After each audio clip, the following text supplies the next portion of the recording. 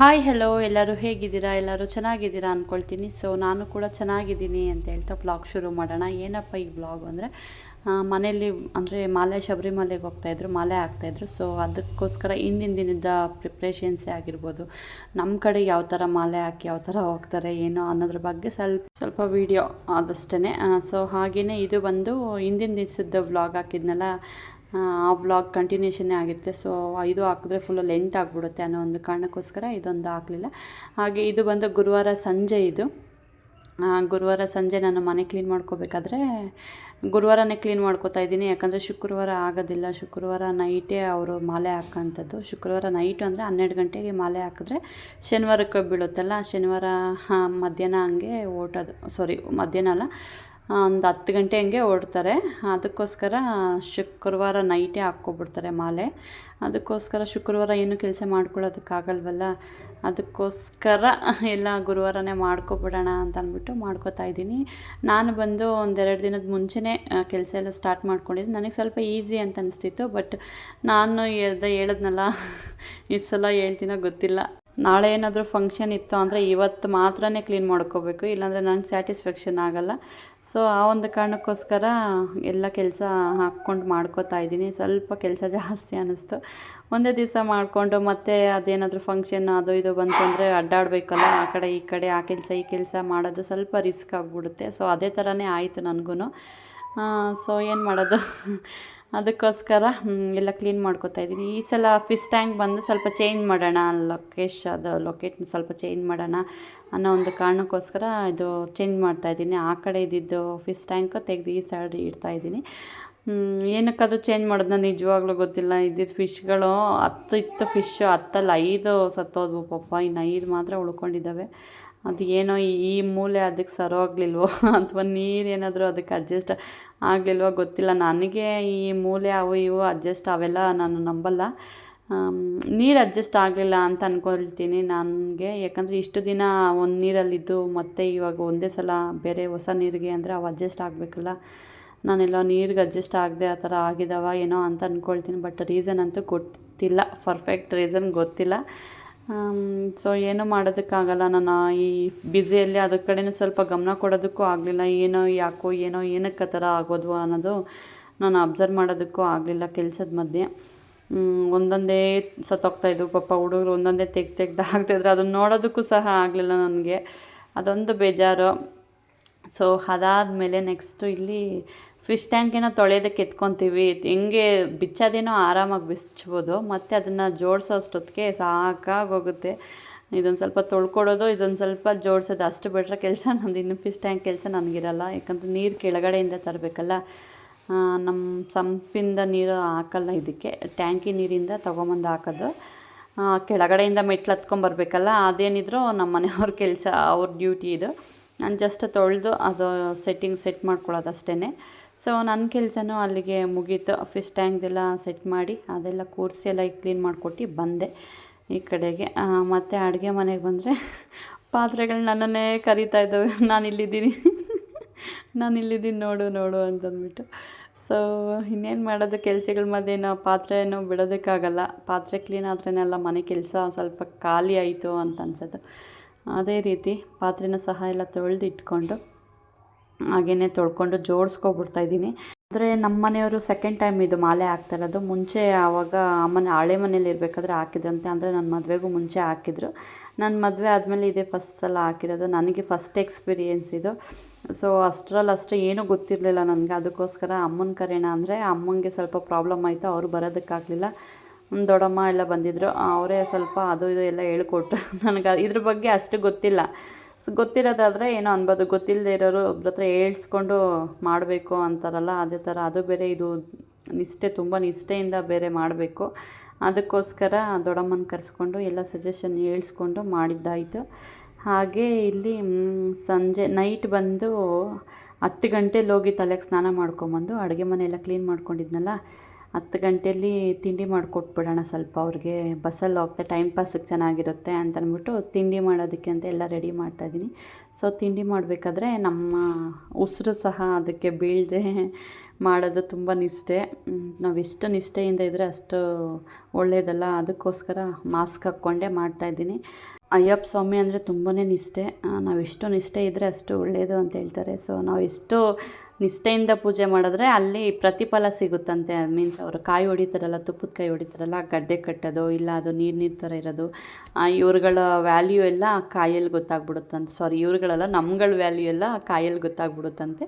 So ಆದ್ದರಿಂದ ಆ ಥರ ಎಲ್ಲ ಚೆನ್ನಾಗಿರಲ್ಲ ಅಂತಂದ್ಬಿಟ್ಟು ತುಂಬಾ ನಿಷ್ಠೆಯಿಂದ ಸ್ನಾನ ಮಾಡಿಕೊಂಡು, ಮೊದಲೇ ನನಗೆ ಸನ್ನಿ ಅಂತ ಹೇಳ್ತಾರಲ್ಲ ಅದು ಜಾಸ್ತಿ ಆದ್ರೂ ಬೆಳಗ್ಗೆ ಸಾಯಂಕಾಲ ಸ್ನಾನ ಮಾಡಿಕೊಂಡು, ಸಾಯಂಕಾಲ ಇಲ್ಲ, ಒಂದು ಟೈಮ್ ಮಾತ್ರ, ಬೆಳಗ್ಗೆ ಒಂದು ಟೈಮ್ ಮಾತ್ರ ಸ್ನಾನ ಮಾಡಿಕೊಂಡು ಪೂಜೆ ಮಾಡ್ತಾಯಿದ್ದೀವಿ. ಸೊ ನೋಡಬೇಕು, ಏನಿಲ್ಲ, ಕ್ಷೇಮವಾಗಿ ಹೋಗಿ ಕ್ಷೇಮವಾಗಿ ಬಂದರೆ ಸಾಕು ಹಂಗಂತ ಅಂದ್ಕೊಂಡು ಸೊ ಓಕೆ. ಹಾಗೆ ಇಲ್ಲಿ ತಿಂಡಿ ಬಂದು ಒಂಚೂರು ಅವಲಕ್ಕಿ, ಅಂದರೆ ಇದು ಅವಲಕ್ಕಿ ಮಿಕ್ಚರು, ಸ್ವಲ್ಪ ಕರ್ಜಿಕಾಯಿ, ಮದ್ದೂರು ವಡೆ, ಹಾಗೆ ಚಕ್ಲಿ ಮುರುಕು ಮಾಡೋಣ ಅಂತ ಅಂದ್ಬಿಟ್ಟು ಅಂದ್ಕೊಂಡಿದ್ದೆ. ಸೊ ಸ್ವೀಟ್ ಅಷ್ಟು ಇಷ್ಟಪಡೋದಿಲ್ಲ ಮನೆಯವರು, ಇಲ್ಲಾಂದರೆ ಜಾಮೂನು, ಡ್ರೈ ಜಾಮೂನು ಮತ್ತು ಏನಾದರೂ ರವೆ ಉಂಡೆ ಮಾಡಿಕೊಡ್ಬೋದಾಗಿತ್ತು. ಸ್ವೀಟ್ ಅಷ್ಟು ಇಷ್ಟಪಡಲ್ಲ, ಅವಾಯ್ಡ್ ಮಾಡ್ತಾರೆ. ಸೊ ಆದ್ದರಿಂದ ಈ ಮಿಕ್ಸ್ಚರ್ ಆದರೆ ಸ್ವಲ್ಪ ಟೈಮ್ ಪಾಸ್ ಆಗುತ್ತಲ್ಲ, ಆ ಒಂದು ಕಾರಣಕ್ಕೋಸ್ಕರ ಮಿಕ್ಸ್ಚರ್ ಮಾಡಿಕೊಟ್ಟೆ. ಹಾಗೆ ಮಿಕ್ಸ್ಚರ್ ಮಾಡೋದ್ರಲ್ಲಿ ಸ್ವಲ್ಪ ಫೇಮಸ್ ಅಂತಲೇ ಹೇಳ್ಬೋದು. ಇಷ್ಟಪಡ್ತಾರೆ ನಾನು ಮಾಡಿಕೊಡೋ ಅಂಥ ಮಿಕ್ಸ್ಚರು, ಅದಕ್ಕೆ ತಿನ್ನಲಿ ಅಂತ ಅಂದ್ಬಿಟ್ಟು ಮಿಕ್ಸ್ಚರು, ಅದು ಚಕ್ಲಿ ಮುರುಕು, ಮದ್ದೂರು ವಡೆ, ಮತ್ತು ಒಂದು ಸ್ವೀಟ್, ಏನಾದರೂ ಒಂದು ಸ್ವೀಟ್ ಇರಲಿ ಅನ್ನೋ ಒಂದು ಕಾರಣಕ್ಕೋಸ್ಕರ ಕರ್ಜಿಕಾಯಿ ಮಾಡಿದ್ದೆ. ಕರ್ಜಿಕಾಯಿ ಸಲ ಸ್ಪೆಷಲ್ಲಾಗಿ ಮಾಡಿದ್ದೆ. ಏನು ಸ್ಪೆಷಲ್ಲು ಅಂದರೆ ಬೇರೆ ಕಾಯಿ ತುರಿ, ಒಣಕಾಯಿ ತುರಿಯಲ್ಲಿ ಮಾಡಿದ್ದಂಥದ್ದು. ಚೆನ್ನಾಗಿ ಬಂದಿತ್ತೇನೋ ಗೊತ್ತಿಲ್ಲ, ಅವರು ಬಂದಮೇಲೆ ಕೇಳಿ ಹೇಳ್ತೀನಿ ಹೆಂಗೆ ಬಂದಿತ್ತು ಏನೋ ಅಂತ ಅಂದ್ಬಿಟ್ಟು. ಸೊ ಆ ಟೇಸ್ಟು ಯಾವುದು ಹೆಂಗಿದೆ ಏನೋ ಅನ್ನೋದು ಗೊತ್ತಿಲ್ಲ. ಅವರು ಟೇಸ್ಟ್ ಮಾಡಿಲ್ಲಂತೆ, ಮಾಡಿದ್ಮೇಲೆ ನಾನು ಯಾವ ಥರ ಇದೆ ಅನ್ನೋದು ನಾನು ಹೇಳ್ತೀನಿ. ಹಾಗೆಯೇ ಇಲ್ಲಿ ಬಂದು ಎಲ್ಲದಕ್ಕೂ ಪ್ರಿಪ್ರೇಷನ್ಸ್ ನಡೀತಾ ಇದೆ. ಒಬ್ಬಳೇ ಅಲ್ಲ, ಅಮ್ಮ ಬೇರೆ ಮಲಗಿಸ್ಬಿಟ್ಟು ಅವಳನ್ನ ನಾನು ಮಾಡೋದಕ್ಕೆ ಬರೋದು, ಇಲ್ಲಾಂದರೆ ಅವಳು ಮಾಡೋದಕ್ಕೆ ಬಿಡೋಲ್ಲ, ಏನಿಲ್ಲ ಎಣ್ಣೆ ಬೇರೆ ಇರುತ್ತಲ್ಲ, ಸುಮ್ಮನೆ ಯಾಕೆ ಅಂತ ಅಂದ್ಬಿಟ್ಟು ಅವಳನ್ನ ಮಲಗಿಸ್ಬಿಟ್ಟು ನಾನು ಒಂದೊಂದೇ ಕೆಲಸ ಮುಗಿಸ್ಕೊತಾ ಇದ್ದೀನಿ. ಹಾಗೆಯೇ ಎಲ್ಲ ಮುಗೀತು. ಪಾಪ ಅಕ್ಕನೂ ಸಹ ಇವತ್ತು ಬರಬೇಕಾಗಿತ್ತು. ಅವಳು ಪಾಪ ಅಲ್ಲಿ ಎಲ್ಲ ಅವಳಿಗೂ ಜವಾಬ್ದಾರಿ, ಸಂಸಾರ ಅಂದಮೇಲೆ ಅವಳಿಗೂ ಜವಾಬ್ದಾರಿ ಅನ್ನೋದಿರುತ್ತಲ್ಲ. ಅವಳು ಎಲ್ಲ ಕೆಲಸ ಮಾಡಿ ಮುಗಿಸಿ, ಅವಳು ಒಬ್ಬಂಟಿಗಳು ಎಲ್ಲ ಮುಗಿಸಿ ಬರೋದ್ರು. ಪಾಪ ಅವಳು ಲೇಟ್ ಆಯಿತು ಬರೋದಕ್ಕೆ. ಅವಳು ಬಂದುಬಿಟ್ಟಿದ್ರು ಒಂದು ಸ್ವಲ್ಪ. ನನಗೂ ಇನ್ನೂ ಹೆಲ್ಪ್ ಆಗ್ತಾಯಿತ್ತು. ಈ ಥರ ನಿದ್ದೆ ಕೆಡೋದೆಲ್ಲ ಏನೂ ಇರ್ತಾರಿಲ್ಲ. ಹೇಳ್ಬೇಕಂದ್ರೆ ಕರೆಕ್ಟಾಗಿ 2 ಡೇಸ್ ಆಯಿತು ನನ್ನ ಕಣ್ಣ ಮೇಲೆ ರೆಪ್ಪೆ ಹಾಕಿ. 2 ಡೇಸಿಂದ ನಂಗೆ ನಿದ್ದೆನೇ ಇಲ್ಲ ಅಂತ ಹೇಳ್ಬೋದು. ಫುಲ್ಲು ಹಿಂಸೆ ನಿದ್ದೆಗೆ. ನಿದ್ದೆ ಕೆಡೋದ್ರಿಂದ ಆರೋಗ್ಯನೂ ಕೆಡುತ್ತೆ ಅಂತ ಹೇಳ್ತಾರಲ್ಲ, ಅದೇ ಥರ ನಿದ್ದೆ ಇಲ್ಲದೆ 2 ದಿವಸದಿಂದ ಬೇಡ ನಮ್ಮ ಕತೆ. ಆದರೂ ಇಷ್ಟೆಲ್ಲ ಕಷ್ಟಪಟ್ಕೊಂಡು ಮಾಡ್ತಾಯಿದ್ದೀವಿ. ನಿಧಾನವಾಗಿ ಚೆನ್ನಾಗಿ ಹೋಗಿ ಚೆನ್ನಾಗಿ ಬರಲಿ ಅಂತ ಹೇಳ್ಕೊಳ್ತಾ, ಇಷ್ಟೆಲ್ಲ ಏನಕ್ಕೆ ಮಾಡ್ತಾಯಿದ್ದೀವಿ, ಆರಾಮಾಗಿ ಹೋಗಿ ಆರಾಮಾಗಿ ಬರಲಿ ಅನ್ನೋ ಒಂದು ಕಾರಣಕ್ಕೋಸ್ಕರ ಅಷ್ಟೇ. ಪರವಾಗಿಲ್ಲ, ನಿದ್ದೆ ಇದ್ದಿದ್ದೇ ಅಲ್ಲ, ಇನ್ನು ಅವ್ರು ಹೋದ್ಮೇಲೆ ಕೆಲಸ ಕಾರ್ಯಗಳು ಸಹ ಏನೂ ಇರೋದಿಲ್ಲ. ಆಗ ಬೇಕಾದರೆ ಮಲ್ಕೊಳ್ಳೋಣ ಅಂತಂದ್ಬಿಟ್ಟು ನಿದ್ದೆಗಿಟ್ಟು ಎಲ್ಲ ಮಾಡ್ಕೊಡ್ತಾಯಿದ್ದೀನಿ. ನಮ್ಮ ಮನೆಯವರು ಬೈದರು, ಏನಕ್ಕಮ್ಮ ನಾನು ತಿನ್ನಲ್ಲ ಏನಿಲ್ಲ, ಏನಕ್ಕೆ ಇಷ್ಟೆಲ್ಲ ಮಾಡ್ತಾಯಿದ್ದೀಯಾ ಅಂತಂದ್ಬಿಟ್ಟು. ಆದರೂ ಬೇರೆಯವ್ರು ತಿಂತಾ ಇರ್ತಾರೆ ಅಂತಂದ್ಬಿಟ್ಟು ನಮ್ಮ ಮನೆಯವರು ಹಂಗೆ ಇದ್ದರೆ ಚೆನ್ನಾಗಿರೋದಿಲ್ಲಲ್ಲ, ಅದಕ್ಕೋಸ್ಕರ ಸ್ವಲ್ಪ ಮಾಡಿಕೊಟ್ಬಿಡೋಣ. ಬರೋ ತಿಂಡಿ ಮಾಡಿಕೊಡೋಣ, ಸದ್ಯ ಬರದೇ ಇರೋವೆಲ್ಲ ತಂದು ಯಾಕೆ, ಬರೋ ಮಾಡಿಕೊಡೋಣ, ನಮಗೂ ಒಂಥರ ಖುಷಿ, ಅವ್ರಿಗೂ ಒಂಥರ ಖುಷಿ, ಮನೇಲೇ ಮಾಡಿದ್ದು ಅನ್ನೋದು. ಬೇರೆಯವ್ರು ತಂದಿರೋದು ಶೇರಿಂಗ್ ಮಾಡ್ಕೊಂಡು ತಿಂತಾರೆ, ಇಲ್ಲ ಅಂತಲ್ಲ. ಬಟ್ ಅವರು ಶೇರಿಂಗ್ ಮಾಡೋವಾಗ ನಾವು ಒಂಚೂರು ಶೇರ್ ಮಾಡ್ಕೊಂಡು ತಿಂದರೆ ಚೆನ್ನಾಗಿರುತ್ತೆ ಅಂತಂದ್ಬಿಟ್ಟು ಸ್ವಲ್ಪ ಮಾಡಿಕೊಡ್ತಾಯಿದ್ದೀನಿ. ಇನ್ನೇನು ಜಾಸ್ತಿ ಹೆವಿ ಏನು ಮಾಡಿಕೊಡ್ಲಿಲ್ಲ, ಎಲ್ಲ ಸ್ವಲ್ಪ ಅಷ್ಟೇ ಮಾಡಿ ಕೊಟ್ಟೆ. ನನಗೂ ಖುಷಿ ಆಯಿತು ತೊಗೊಂಡೋಗಿದ್ದು. ಅದಾದಮೇಲೆ ನೆಕ್ಸ್ಟು ಇಲ್ಲಿ ಅಂದರೆ ಏನಾಯಿತು ಅಂದರೆ, ಈ ಕಡೆ ಏನು ಗೊತ್ತಾ, ಇಡ್ಮುಡಿ ತುಂಬ ಜನನೇ ಹಾಕಿದ್ರು, ಇಡ್ಮುಡಿ ಎಲ್ಲ ಹಾಕಿದ್ರು. ಅವ್ರುಗಳು ಹೆಂಗೆ ಅಂತಂದರೆ, ಒಂದು ಮನೆಗೆ ನಮ್ಮ ಕಡೆ ಎಲ್ಲ ಹೆಂಗೆ ಗೊತ್ತಾ ಅಂದರೆ, ನಮ್ಮ ಕಡೆ ಎಲ್ಲ ಹೆಂಗೆ ಅಂದರೆ, ಒಬ್ಬರು ಮಾಲೆ ಹಾಕಿದರೆ ಒಂದು 5-6 ಜನ ಮನೆಗೆ ಬಂದು ಶರಣಕ್ಕೋಗಿ ಪೂಜೆ ಎಲ್ಲ ಮಾಡಿಸಿ ಕರ್ಕೊಂಡು ಹೋಗ್ತಾರೆ. ಬಟ್ ಈ ಕಡೆ ಹೆಂಗೆ ಅಂದರೆ, ಫಸ್ಟ್ ಸಲ ಹಾಕಿರ್ತಾರಲ್ಲ ಅವರು ಮಾತ್ರನೇ, ಅವ್ರ ಜೊತೆ ಮಾತ್ರನೇ ಯಾರಾದರೂ ಒಬ್ಬರು ಇಬ್ಬರು ಬಂದು ಶರಣಕ್ಕೆ ಹೋಗಿಸ್ಕೊಂಡು ಪೂಜೆ ಮಾಡಿಕೊಂಡು ಹೋಗ್ತಾರೆ. ಬಟ್ 2ನೇ ಸಲ ಹಾಕಿರೋ ಅಂಥವ್ರು ಒಬ್ಬೊಬ್ಬರೇ ಬಂದು ಪೂಜೆ ಮಾಡಿಕೊಂಡು ಪಾದ ಪೂಜೆ ಎಲ್ಲ ಮಾಡಿ ಕಾಯಿ ಹೊಡೆದು ಹೋಗ್ತಾರೆ. ಅದೊಂದು ಬೇಜಾರು ಅನ್ನಿಸ್ತು ನನಗೆಲ್ಲ ಒಂದು ಕಡೆ. ಯಾಕಂತಂದರೆ ಇಷ್ಟೆಲ್ಲ ಮಾಡಿದ್ದಾರೆ, ಇನ್ನು ಅದೊಂದು ಮಾಡದೇ ಇದ್ದರೆ ಹೆಂಗೆ. ಮನೆಯಲ್ಲಿ ಅಂದರೆ ಒಂದು ಸ್ವಲ್ಪ ಜನ ಬಂದು ಮನೇಲಿ ಶರಣಕ್ಕೆ ಕೂತ್ಕೊಂಡೋದ್ರೆ ತುಂಬ ಒಳ್ಳೆಯದು ಅಂತ ಹೇಳ್ತಾರೆ. ಸೊ ಅದಾಗಲಿಲ್ವೇ ಅನ್ನೋದೊಂದೆಲ್ಲೋ ಗಿಲ್ಟ್ ಕಾಯ್ತು. ಸರಿ ಬಿಡು ತಾತ, ಆದ್ರೂ ತಾತ ಹೇಳ್ಕೊಂಡು ನಮಸ್ಕಾರ ಆಗ್ತಾಯಿತ್ತು ತಾತ. ಅಷ್ಟಾದರೂ ಹೇಳಿದ್ರಲ್ಲ ಹೋಗಲಿ ಬಿಡು ಅಂದ್ಕೊಂಡು ಸುಮ್ಮನೆ ಆದ್ವಿ. ಅದು ಒಂದು ಅದೆಲ್ಲಾದರೂ ಹೋಗಲಿ ನಾನು ನೆಕ್ಸ್ಟ್ ಹೇಳ್ತಾ ಹೋಗ್ತೀನಿ. ಸೊ ತಿಂಡಿನೂ ಸಹ ಆಯಿತು. ಇಲ್ಲಿ 3 ಥರ ತಿಂಡಿ ಮಾತ್ರ ಮಾಡಿಟ್ಟೆ. ಸೊ ಟೈಮ್ ಬಂದು 2 ಗಂಟೆ ಆಗೋಗಿತ್ತು ನೈಟು. ಎಲ್ಲ ಪ್ರಿಪ್ರೇಷನ್ ಮಾಡಿಕೊಂಡು ಮಾಡೋದಕ್ಕೂ ಲೇಟ್ ಆಗ್ತಿತ್ತು. ಒಬ್ಬಳೇ ಎಲ್ಲ ಕೆಲಸ ಎಲ್ಲ ಅಂಟ್ಕೊಂಡು 2 ಗಂಟೆ ಆಗೋಗಿತ್ತು ಮಾಡೋಕ್ಕೆ. ಲಾಸ್ಟ್ ಕರ್ಜಿಕಾಯಿ ಒಂದು ಪೆಂಡಿಂಗ್ ಇಟ್ಕೊಂಡಿದ್ದೆ ಮಾಡೋದು, ಅದು ಮಾಡೋದಕ್ಕಾಗಲಿಲ್ಲ. ಸರಿ ಬೆಳಗ್ಗೆ ಮಾಡ್ಕೊಳ್ಳೋಣ ಅಂತಂದ್ಬಿಟ್ಟು 2 ಗಂಟೆಲಿ ಹೋಗಿ ಮಲ್ಕೊಂಡಿದ್ದಾಯಿತು. ಅದಾದಮೇಲೆ ಇದು ನೆಕ್ಸ್ಟ್ ಡೇ ನೈಟ್. ಇದು ನೆಕ್ಸ್ಟ್ ಡೇ ಅಂದರೆ ಶುಕ್ರವಾರ ಸಂಜೆಯಿಂದ. ಶುಕ್ರವಾರ ಬೆಳಗ್ಗೆ ಮಧ್ಯಾಹ್ನಕ್ಕೆಲ್ಲ ಅಕ್ಕ ಮಧ್ಯಾಹ್ನಕ್ಕೆ ಬಂದಳು, ಮತ್ತು ದೊಡ್ಡಮ್ಮನ ಮಗಳು ಎಲ್ಲ ಸಂಜೆ ಬಂದರು. ಇವರು ಬಂದಿದ್ದ ತಕ್ಷಣ ಒಂದು ಸ್ವಲ್ಪ ಊಟ ಮಾಡಿಕೊಂಡು ಹೂವೆಲ್ಲ ಪೋಣಿಸೋಕೆ ಕೂತ್ಕೊಂಡ್ರು. ಇಲ್ಲ ನಾನೊಂಚೂರು ರಂಗೋಲಿ ಎಲ್ಲ ಒಂಥರ ಇದಾಗೋಗಿತ್ತು, ಕಲರ್ ಶೇಡ್ ಆಗಿತ್ತು ಅಂತಂದ್ಬಿಟ್ಟು ಅದ್ರ ಮೇಲೇ ಇನ್ನೊಂದು ರಂಗೋಲಿ, ಇದು ಅಕ್ರೇರಿಯಲ್ ಕಲರ್ ಅಂತಂದ್ಬಿಟ್ಟು ಈ ಥರ ಏನಾದ್ರು ಸ್ವಲ್ಪ ಡಿಮ್ ಆಯಿತು ಅಂತಂದರೆ ಇದ್ರ ಮೇಲೇ ಇದು ಹಾಕ್ಕೋಬೋದು. ಅಂದರೆ ಜಾಸ್ತಿ ತುಂಬ ದಿನ ಇರೋಲ್ಲ. ಪೇಂಟ್ ಅಲ್ಲ ಇದು, ಆಯಿಲ್ ಪೇಂಟ್ ಆ ಥರ ಅಲ್ಲ, ಇದು ವಾಲ್ ಪೇಂಟಿಂಗ್ ಅಕ್ರೇರಿಯಲ್ ಕಲರ್ ಥರ ತರಿಸ್ಕೊಂಡು ಹಾಕ್ಕೊಳ್ತಾ ಇದ್ದೀನಿ. ಈ ಕಡೆ ಮಗಳು ಬೇರೆ ಮಲಗಿದ್ದಾಳೆ. ಇನ್ನೊಂದು ಕಡೆ ಇಲ್ಲಿ ಅಕ್ಕನ ಮಕ್ಕಳು ಇಬ್ಬರು 4 ಜನ ಅಣ್ಣಂದಿರು ಸಹ ಇನ್ನೊಂದು ರೂಮಲ್ಲಿ ಮಲಗಿದ್ದಾರೆ. ಅವಳಿಗೆ ಡಿಸ್ಟರ್ಬ್ ಅಂದರೆ ಇಕ್ಕಟ್ಟಲ್ಲಿ ಮಲಗಬೇಕಂದ್ರೆ ಆಗಲ್ಲ ಅಮ್ಮಗೆ. ಅದಕ್ಕೋಸ್ಕರ ಅವಳನ್ನ ಸಪ್ರೇಟಾಗಿ ಹಾಕಿ ಇವ್ರನ್ನೇ ಸಪ್ರೇಟಾಗಿ ಹಾಕಿ ಸೈಲೆಂಟಾಗಿ ಫೋನ್ಗಳು ಕೊಟ್ಬಿಟ್ಟು ಕೂರಿಸ್ಬಿಟ್ಟಿದ್ದೀವಿ. ಸೈಲೆಂಟಾಗಿ ಹೆಂಗೋ ನಮ್ಮ ಕೆಲಸ ಮಾಡ್ಕೊಳಕ್ಕೆ ಬಿಟ್ಟರೆ ಸಾಕು ಅಂತನ್ನೋ ಒಂದು ಕಾರಣಕ್ಕೋಸ್ಕರ ಸೈಲೆಂಟಾಗಿದ್ದಾರೆ. ಅದಾದಮೇಲೆ ನೆಕ್ಸ್ಟ್ ಇಲ್ಲಿ ನಮ್ಮ ಮನೆಯವರು ಸಹ ಬಂದರು, ಮಾಲೆ ಹಾಕ್ಸ್ಕೊಂಡು ಮನೆಗೆ ಬಂದರು ಪೂಜೆ ಮಾಡಿಸ್ಕೊಂಡು ಹೋಗ್ಲಿಕ್ಕೆ ಅಂತ ಅಂದ್ಬಿಟ್ಟು. ಹಾಳಾದ ಕರೆಂಟು ಕರೆಕ್ಟಾಗಿ ಟೈಮಿಂಗ್ಸ್ ಒಂದು 11:30 ಮೇಲೆ ನಾವು ಹೋಗಿರೋ ಕರೆಂಟು ಬರಲೇ ಇಲ್ಲ ಬೆಳಗ್ಗೆವರೆಗೂ. ಏನು ಮಾಡೋದು, ಅಡುಗೆ ಮಾಡಬೇಕು, ಇಲ್ಲಿ ಕರೆಂಟ್ ಇಲ್ಲದೇ ಇಷ್ಟು ಕೆಲಸ ಮಾಡಿಕೊಂಡು ಗೊತ್ತಾ, ಬೇಜಾರಾಗೋಯ್ತು ಅದೊಂದು ಕರೆಂಟ್ ಇಲ್ಲದೆ. ಆ ನೈಟಲ್ಲೇ ಎಲ್ಲ ಫೋನಲ್ಲಿ ಟಾರ್ಚ್ ಹಾಕ್ಕೊಂಡು ಇದು ವೀಡಿಯೋ ಮಾಡ್ಕೊಂಡಿದ್ದಂಥದ್ದು. ಎಲ್ಲ 4 ಜನದ ಫೋನೂ ಡೆಡ್ ಆಗೋಗಿತ್ತು. ಲಾಸ್ಟ್ ನನ್ನ ಅದೃಷ್ಟನ ಏನೋ ಗೊತ್ತಿಲ್ಲ, ನನ್ನ ಫೋನಲ್ಲೇ ಚಾರ್ಜ್ ಇತ್ತು, ಅದನ್ನು ಸ್ವಲ್ಪ ಹಾಕ್ಕೊಂಡು ನಾನು ವೀಡಿಯೋ ಕ್ಯಾಪ್ಚರ್ ಮಾಡಿಕೊಂಡೆ. ಸೊ ಇಲ್ಲಿ ಮನೇಲಿ ದೊಡ್ಡೋರು ಅಂತಿರೋರು ಅವ್ರಿಗೆ ಪೂಜೆ ಮಾಡಬೇಕಲ್ಲ, ಅವ್ರಿಗೆ ಆ ತಾತಗೇ ಪೂಜೆ ಮಾಡಿಬಿಟ್ಟು ಮಾಡ್ತಾಯಿದ್ದಾರೆ ನಮ್ಮ ಮನೆಯಲ್ಲಿ. ಹಾಗೆ ಕರೆಂಟ್ ಇಲ್ಲ ಅಂತ ಹೇಳಿದ್ನಲ್ಲ, ಇವ್ರಿಗೂ ಅಷ್ಟು ಪಾಪ, ನಮ್ಗೆ ಅಷ್ಟು ಗೊತ್ತಿಲ್ಲ ಹೆಂಗೆ ಏನು ಅನ್ನೋದು ಅಷ್ಟೊಂದು ಗೊತ್ತಿಲ್ಲ. ಸೊ ಗೊತ್ತಿರೋಷ್ಟು ಮಾಡ್ಕೊಂಡು ಹೋದರು. ಅಂದರೆ ಯಾರಾದರೂ ಒಬ್ಬರು ತಿಳಿದಿರೋರ ಜೊತೇಲಿ ಬಂದಿದ್ದಿದ್ರೆ ಇನ್ನೂ ಚೆನ್ನಾಗಿರ್ತಿತ್ತೇನೋ ಅಂತ ನನಗನ್ನಿಸ್ತು. ಬಟ್ ತುಂಬ ನಿಷ್ಠೆಯಿಂದ ಇಲ್ಲೆಲ್ಲ ಇದು ಮಾಡಿದ್ರು. ಬಟ್ ಏನು ಮಾಡೋದು, ಜೊತೇಲಿ ಯಾರೋ ಬರಲಿಲ್ವೇ ಅನ್ನೋದೊಂದು ಗಿಲ್ಟ್ ಕಾಳ್ತಾಯಿತ್ತು.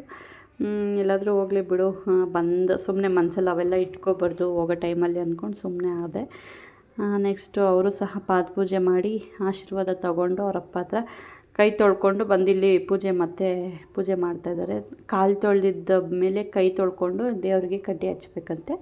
ಸೊ ಅದೇ ರೀತಿಯೇ ಕಾಲು ತೊಳೆದು ಕೈ ತೊಳ್ಕೊಂಡು ತಾತ ಕಾಲು ತೊಳೆದು ಇವ್ರು ಕೈ ತೊಳ್ಕೊಂಡು ಬಂದು ದೇವರಿಗೆ ಪೂಜೆ ಮಾಡ್ತಾಯಿದ್ದಾರೆ. ಲಾಸ್ಟ್ ಇವರು ದೀಪ ಹಚ್ಚಿ ಹೋದರೆ ನೆಕ್ಸ್ಟು ಅವ್ರು ಬರೋವರೆಗೂ ಅದು ಉರಿತಾನೆ ಇರಬೇಕಂತೆ. ಅದೇ ರೀತಿಯೇ ಉರಿತಾ ಇತ್ತು.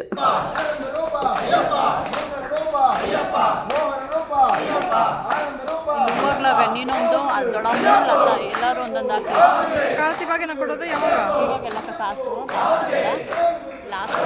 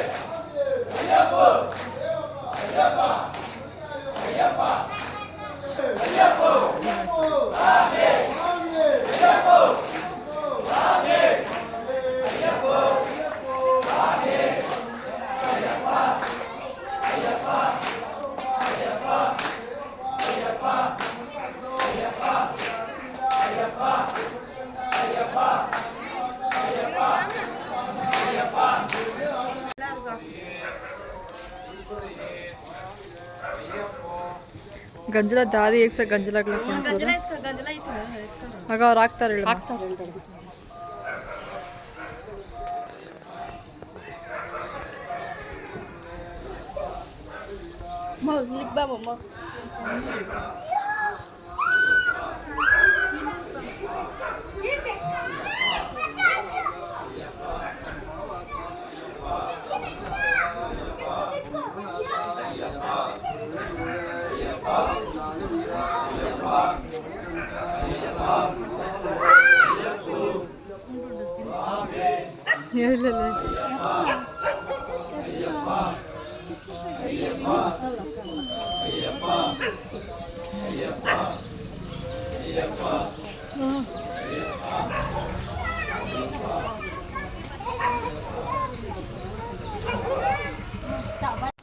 ಸೊ ನೋಡಿದ್ರಲ್ಲ ಮಾಲೆ ಎಲ್ಲ ಹಾಕಿದ್ದಾಯಿತು, ಅಲ್ಲೆಲ್ಲ ಭಜನೆ ಮಾಡಿಕೊಂಡು ಇಲ್ಲಿ ಶರಣ ಕೂತ್ಕೊಂಡು ಬರ್ತಾಯಿದ್ದಾರೆ. ಸೊ ಅವ್ರ ಕಾಲಿಗೆ ಯಾವುದೇ ಥರ ಮುಳ್ಳು ಗಿಳ್ಳು ಕಲ್ಲು ಮುಳ್ಳು ಏನು ತಾಗದೆ ಅವರು ಹೋಗೋ ದಾರಿಯಲ್ಲೆಲ್ಲ ಹೂವೇ ಸಿಗಲಿ, ಕಲ್ಲು ಮುಳ್ಳು ಏನು ಸಿಗದೆ ಬೆಟ್ಟ ಹತ್ತಿ ಆರಾಮಾಗಿ ಹೋಗಿ ಆರಾಮಾಗಿ ಬರಲಿ ಅಂತ ಹೇಳ್ತೀನಿ.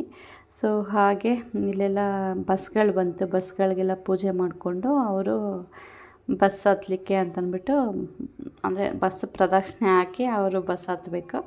ಅದೇ ರೀತಿ ಹತ್ತಿದ್ರು. ಸೊ 4 ದಿನ 5 ದಿನ ಅದು ಹೆಂಗಿರ್ಬೇಕೋ ನಿಜವಾಗ್ಲೂ ಗೊತ್ತಿಲ್ಲ. ಒಂದು ಸ್ವಲ್ಪ ಎಲ್ಲೋ ಬೇಜಾರು, ಏನು ಮಾಡೋಕ್ಕಾಗಲ್ಲ, ಒಳ್ಳೆ ಕಾರ್ಯಕ್ಕೆ ಹೋಗ್ತಾ ಇದ್ದಾರಲ್ಲ, ಬೇಜಾರು ಮಾಡಿಕೊಂಡ್ರೆ ಆಗಲ್ಲ ಅನ್ನೋ ಒಂದು ಕಾರಣಕ್ಕೋಸ್ಕರ ಕಳಿಸ್ಕೊಟ್ಟೆ. ಅವ್ರಿಗೂ ಮನಸ್ಸಿಲ್ಲ, ನಮ್ಮನ್ನು ನೋಡ್ತಾರೆ ಯಾಕೆ ಯಾಕೆ ಅಂತ ಹೇಳ್ತಾಯಿದ್ರು. ಕಣ್ಣಲ್ಲಿ ಅದಷ್ಟೇ ಕಣ್ಣಲ್ಲಿ ನೀರು ಬಂತು. ಬಟ್ ಹೋಗೋ ಟೈಮಲ್ಲಿ ಅಳಬಾರ್ದು ಅಂತಂದ್ಬಿಟ್ಟು ಸಮಾಧಾನ ಮಾಡ್ಕೊಂಡಿದ್ವಿ. ಅಮ್ಮ ಅಂತೂ ಫುಲ್ಲು ಗಲಾಟೆ ಮಾಡಿದ್ಲು, ಪಪ್ಪ ಅಂತಂದ್ಬಿಟ್ಟು. ಅವಳನ್ನ ಸಮಾಧಾನ ಮಾಡಿಸ್ಕೊಂಡು ಕರ್ಕೊಂಡು ಮನೆಗೆ ಬಂದು ಅವರೆಲ್ಲ ಮೇಲೆ ಅವ್ರಿಗೂ ಅಡುಗೆ ಮಾಡ್ಕೊಂಡು ಹೋಗಿದ್ವಿ. ಅವ್ರಿಗೂ ಅಡುಗೆ ಮಾಡ್ಕೊಂಡೋಗಿ ಬಡಿಸಿ ಮನೆಗೆ ಬಂದು ನಾವೆಲ್ಲ ತಿಂದ್ಕೊಂಡು ಲಾಸ್ಟ್ ಫೈನಲ್ಲು ಪೂಜೆ ಎಲ್ಲ ಆಗಿತ್ತು. ಬಟ್ ಕ್ಯಾಪ್ಚರ್ ಲಾಸ್ಟಲ್ಲಿ ಮಾಡಿಕೊಂಡೆ. ಸೊ ನಮ್ಮ ಮನೆ ಪೂಜೆ ಈ ಥರ ಮುಗಿಸಿದ್ದೆ. ಸೊ ಓಕೆ ಗೈಸ್, ಈ ವ್ಲಾಗ್ ಇಲ್ಲಿಗೆ ಎಂಡ್ ಮಾಡೋಣ ಅಂತ ಅಂದ್ಕೊಂಡಿದ್ದೀನಿ. ಹಾಗೆಯೇ ಯಾರೆಲ್ಲ ನನ್ನ ಚಾನಲ್ನ ಹೊಸ್ದಾಗಿ ನೋಡ್ತಾ ಇದ್ದೀರಾ, ಪ್ಲೀಸ್ ಒಂದು ಲೈಕ್ ಮಾಡಿ, ಶೇರ್ ಮಾಡಿ, ಹಾಗೆ ಕಮೆಂಟ್ ಮಾಡ್ಕೊಳ್ತಾ ನನ್ನ ಚಾನಲ್ನ ಸಬ್ಸ್ಕ್ರೈಬ್ ಮಾಡಿಕೊಂಡು ಸಪೋರ್ಟ್ ಮಾಡಿ ಅಂತ ಹೇಳ್ತೀನಿ.